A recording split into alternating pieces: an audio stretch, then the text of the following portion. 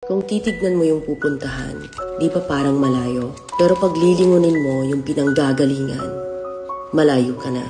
Hindi mo malalaman kung hindi ka susubok. Ang buhay ay isang malaking sugal.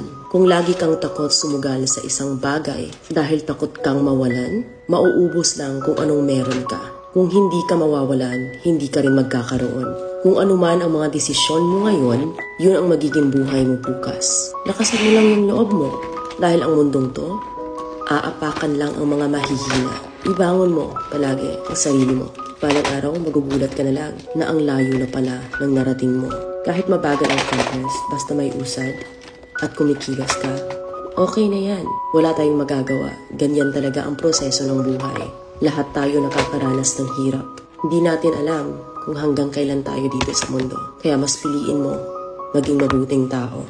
Ang pinakayaman na maituturing natin sa sarili ay ang ating mga pangarap. Kapag handa kang abutin yung mga pangarap mo, hinding-hindi ka maghihirap. Kung lagi kang may pinagdaanan sa buhay or pagsubok, pruweba lang yan na isa kang magiting na sundalo. Sa mga pagsubok, diyan ka aangat, diyan ka babaguhin.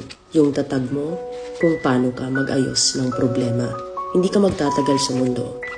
Lubos-lubusin mo na. Gawin mo yung mga bagay na handang iangat ang sarili mo. Huwag mo isipin yung mga sinasabi ng iba at huwag na huwag kang panghihinaan ng loob dahil lahat ng tao ay may iba't ibang desisyon at iba't ibang sitwasyon.